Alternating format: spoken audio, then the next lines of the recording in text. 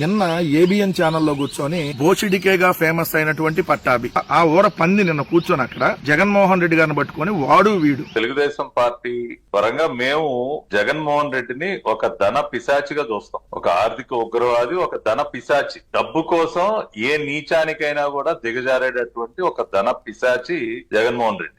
వీడు ధన పిశాచి సార్. వీడు ధన పిశాచి. ఆ డబ్బు వ్యామోహం కూడా ఏ స్థాయికి చేరిందంటే ఒక ధన పిశాచిగా మారిపోయాడు. ఆ ధన దాహాన్ని తీర్చుకోవడం కోసం ఏ స్థాయికైనా దిగజారుతాడు. నువ్వెంత నీ బతికెంత? ఎవడ్రా నీకు వాడు వీడు?